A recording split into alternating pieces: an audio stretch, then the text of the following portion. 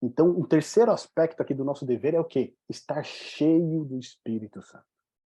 Porque ele é o azeite, né? Ele é o combustível para que a palavra de Deus possa brilhar na nossa vida, possa iluminar não somente a nossa vida, mas também a vida das pessoas à nossa volta. E aí a gente tem um ponto interessante lá em Atos capítulo 2, no verso 4. Quem que pode ler para a gente? Atos no capítulo 2, verso 4.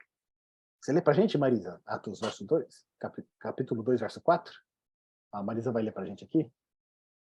Olha aqui o que diz lá depois que veio o Pentecoste, né?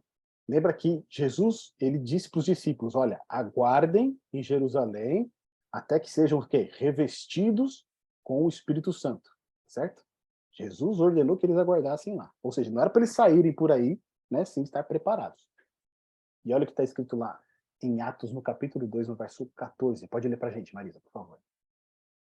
Atos Capítulo 2, isso, verso 4. Todos ficaram cheios do Espírito Santo e começaram a falar em outras línguas, segundo o Espírito lhes concedia que falassem. Amém. Agora segura um pouquinho que depois você vai ler do 17 ao 21, tá?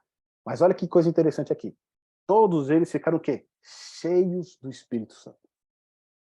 Depois a gente vê o discurso de Pedro, que a Marisa vai ler ali, né, em 17 e 21, que convertem ali 3.000 pessoas. Como é que ele, né, prega aquela palavra com poder? Ele prega a palavra de Deus. Você vê que ele não fala nada além do que a palavra de Deus. Mas ele comunica essa palavra de Deus cheio do Espírito Santo. Então aquela luz, né, jorra para a vida daquelas pessoas ali, que as pessoas que ouvem falam, irmãos, o que a gente faz agora? Né? Depois de receber essa palavra. Então, para a gente ver o tamanho poder que tem a palavra de Deus unida com o Espírito Santo. Tá certo? Lê para a gente, Marisa, agora do verso 17 ao 21, por favor. E acontecerá nos últimos dias, diz Deus, que derramarei o meu espírito sobre toda a humanidade.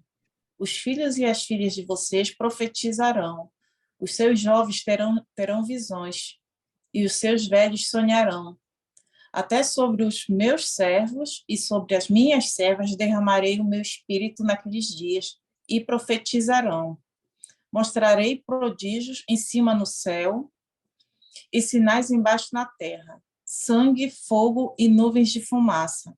O sol se transformará em trevas e a lua em sangue, antes que venha o grande e glorioso dia do Senhor. E acontecerá que todo aquele que invocar o nome do Senhor será salvo. Amém. Obrigado, Marisa. Olha só que coisa interessante. Quando Pedro agora ele vai explicar o que está acontecendo ali, por que eles estão, né, com esse ímpeto todo pregando e falando em outros idiomas, ele vai dizer que aquilo ali era o cumprimento da profecia do profeta Joel. Tá certo? Deus ele ia derramar o seu espírito sobre o seu povo. Só que aquilo que aconteceu em Pentecoste foi o cumprimento parcial dessa profecia. Porque essa profecia, ela volta, né, a se cumprir de uma maneira completa justamente antes da volta de Jesus. Por quê? Se vocês perceberem os últimos versos aí que a Marisa leu pra gente, são os mesmos sinais que Jesus apontou que vão ocorrer antes da sua vinda. O sol não dará a sua luz, a lua esconderá a sua luz, se tornará em sangue. Percebe?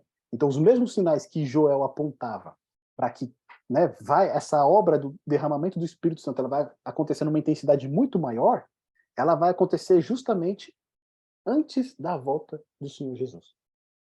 Que foram os sinais que a gente viu no nosso primeiro estudo. Ou seja, o que Cristo está dizendo aqui é que aquelas virgens prudentes, né, os discípulos que procuram possuir a palavra de Deus, internalizar a palavra de Deus e ser santificado por essa palavra de Deus, pouco antes da volta do Senhor Jesus, eles vão ser revestidos de poder, assim como os discípulos foram lá em Pentecostes. Só que tem um ponto muito fundamental para isso. Porque os discípulos, quando eles foram revestidos com o Espírito Santo, eles estavam todos reunidos, unidos, unânimes, em oração e jejum. Tá certo? Eles estavam ali esperando a promessa e clamando por essa promessa. Agora, olha que coisa interessante lá em Lucas, capítulo 11, do verso 9 a 13. Quem que pode ler pra gente? Lucas, do capítulo 11, do verso 9 a 13. Cheque. Lê pra gente, Éder, por favor. Diz assim: portanto, eu lhes digo, peçam e receberão, Procurem e encontrarão. Batam e a porta lhes será aberta. Pois todos que pedem, recebem. Todos que procuram, encontram. E para todos que batem a porta é aberta. Vocês que são pais, respondam: se seu filho lhe pedir um peixe, você lhe dará uma cobra? Ou se lhe pedir um ovo, você lhe dará um escorpião? Portanto, se vocês que são pecadores sabem como dar bons presentes a seus filhos, quanto mais seu Pai no céu dará o Espírito Santo aos que lhe pedirem. Então, olha só, qual que é a condição para a gente receber o Espírito Santo? Pedir. Precisa pedir pelo Espírito Santo. Nós temos que pedir pelo Espírito Santo na nossa vida. Ah, mas a gente não recebe o Espírito Santo quando a gente é batizado? Não. O batismo do Espírito Santo, ele é diário. Tá certo? Quando a gente é batizado, a gente recebe, finalmente, né, a gente se entrega a Jesus, a gente recebe ali, né, a plenitude do Espírito Santo para habitar na nossa vida. Mas isso precisa ser renovado diariamente. Porque assim como a gente vai ver na Bíblia que é possível entristecer o Espírito Santo, esse batismo ele tem que acontecer diariamente. Diariamente nós temos que nos entregar à direção e à condução do Espírito Santo. E pedir. Pedir, Senhor, me batiza com o Espírito Santo. Né? O texto aí que o André acabou de ler pra gente. Se a gente quer mal, sabe, dar boas dádivas aos nossos filhos, quanto mais o nosso Pai Celeste deseja dar o Espírito Santo àqueles que lhe o pedem. Ele deseja dar, assim, o maior desejo de Deus, do Pai, é o quê? É dar o Espírito Santo. Mas quantos vão pedir por ele? Quantos estão dispostos a impedir, a incomodar a Deus, falar assim, me dá o Espírito Santo, me concede o Espírito Santo para que eu tenha uma vida cheia de poder, para que eu possa iluminar a vida das pessoas, para que eu possa, né, ser um instrumento nas tuas mãos, e eu possa estar cada dia mais preparado para a tua vida. Então a gente colocou 2 asteriscos aqui na palavra de Deus e no Espírito Santo, porque elas são fundamentais no nosso preparo. Primeiro, a palavra de Deus nos limpa, nos santifica, nos purifica, tá certo? Eu não posso ser crente que não conhece a palavra de Deus, que não tem intimidade com a palavra de Deus, que não procura estudar a palavra de Deus, conhecer a palavra de Deus, não é crente. Tá certo? Não é crente. Só que eu também não posso ficar só no conhecimento da palavra de Deus, eu tenho que estar também no poder da palavra de Deus. Que é estar o quê? Cheio do Espírito Santo. E para isso eu preciso orar, eu preciso clamar, eu preciso pedir, eu preciso incomodar a Deus com relação ao Senhor, me concede o Santo Espírito, para que eu possa ser um instrumento nas tuas mãos. E muitas vezes a gente pede por inúmeras coisas, mas não pede o principal, que é o batismo do Espírito Santo, diariamente na nossa vida. Meus irmãos, nós não podemos passar um dia sem pedir esse batismo.